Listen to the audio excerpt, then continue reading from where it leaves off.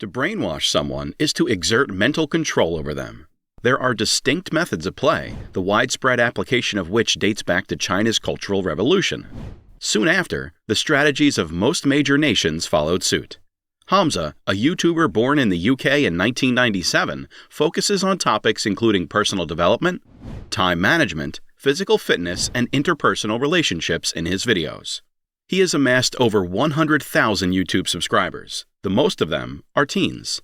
HAMZA provides mentoring and coaching services. The good and the bad of HAMZA Ahmed will be discussed in this video. Is he really trying to brainwash people or not? Hang tight, because I'm about to spill the beans on HAMZA and the videos he uploads on YouTube. You may have heard of persons who changed drastically after joining a religious or ideological organization. They're different now. We call them brainwashed as a slang phrase. Brainwashing is genuine and uses certain tactics. The phrase brainwashing has been used since the 1950s, even if attempts to influence others' thoughts stretch back far further.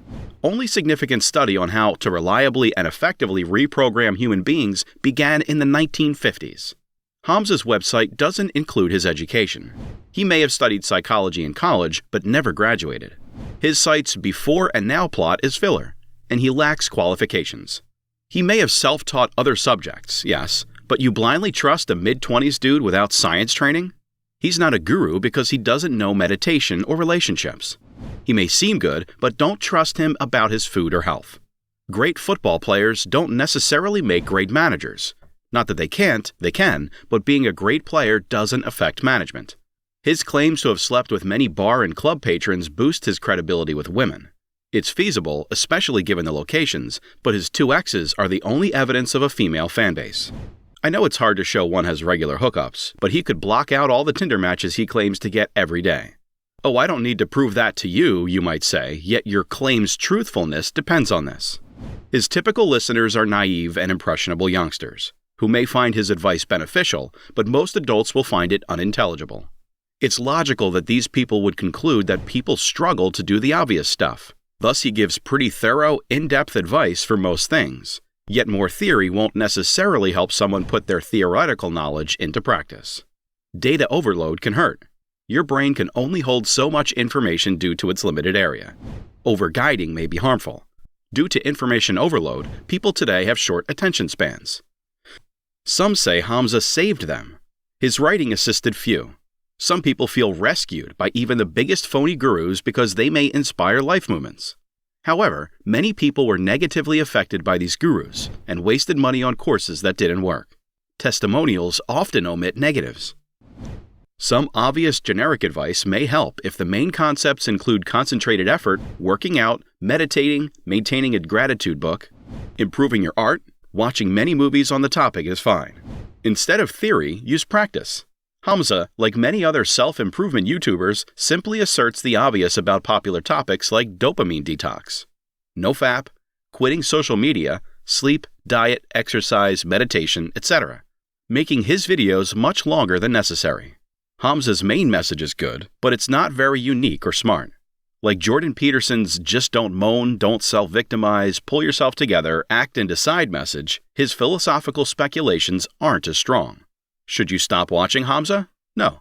I like watching HAMZA's YouTube videos before he got 10,000 subscribers. Here, fame doesn't increase a person's adversaries. This post's clout is irrelevant to my point. I wish to alert others about scams. It's about how HAMZA's fame has made him less interested in helping the needy and more interested in profiting from them.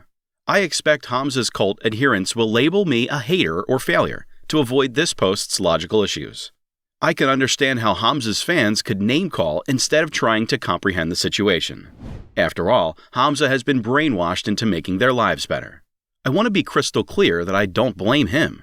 I don't blame any of the other content creators who operate in the same space as him and produce similar work. I don't want to get into an ethical debate, but I do think he's earning easy money off largely lonely, desperate people. Simply bringing it to the attention of the public, I address these concerns. As long as it's not illegal, I have no problem with people generating money in whatever way they can. It's up to the consumer to use discretion. Additionally, consumers must accept responsibility for their behavior. It's safe to say that HAMZA is about par with respect to basic human decency. It's possible that a large portion of his younger audience finds him trustworthy, since they don't view him as bad simply because of the manner he makes money. Even if someone isn't malicious, you shouldn't assume that they have your best intentions at heart just because they aren't terrible.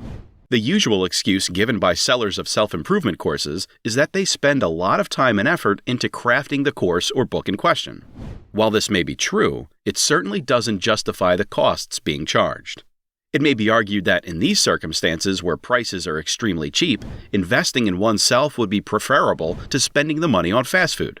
But in cases like HAMZA's, it comes at a far larger cost. Let's not act as if there aren't genuine, helpful people who put in the same amount of effort, if not more, and offer much more valuable services for much less money or for free. Known clinical psychologist Dr. Jordan Peterson offers his self-authoring suite for a low price of $29.90 or $14.95 per class. Dr. Alok Kanogia, a psychiatrist at Harvard, is selling his complete guide bundle for $60 or $20 for each module.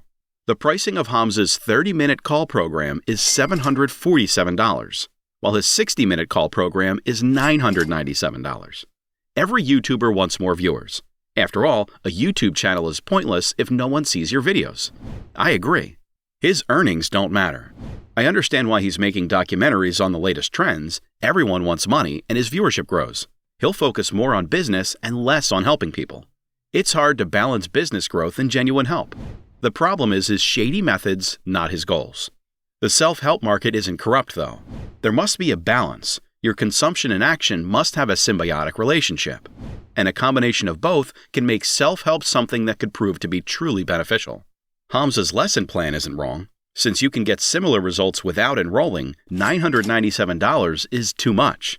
The cost is surely worth it, as it will be life-changing, fantastic things, reads HAMZA's website.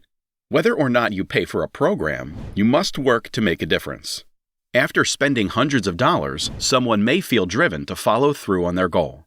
This mindset can make a person lose motivation and become complacent a few years or even a few months later, causing them to regress. Is it time to turn off HAMZA? No. It's cool if you enjoy his free content and find it helpful as a springboard for your own personal growth. Simply pointing out his shortcomings and raising awareness of the sneaky marketing and premium content is all I'm trying to do. You should be alright if you limit your consumption of his free material. Some of you young dudes are probably thinking, well, if I simply watch HAMZA, I don't have to watch numerous other sources or study many books from 10 to 20 years ago, since you believe that you can acquire all the info you need from HAMZA. Part of the issue is that he frequently gives bad advice, including in the realm of bro science. Second, if you watch HAMZA's videos on a regular basis, you'll wind up spending the same amount of time as if you watched numerous sources, except that HAMZA's information is less reliable. I'm curious as to your thoughts on this individual. Is he hoping to con people out of their money by playing on their weaknesses? Please leave your thoughts and opinions about this video below. As for me, I'll be here till we meet again. Don't miss out on any of our exclusive content by forgetting to like and subscribe to this channel and turning on the notification bell. Regards for always tuning in. Bye.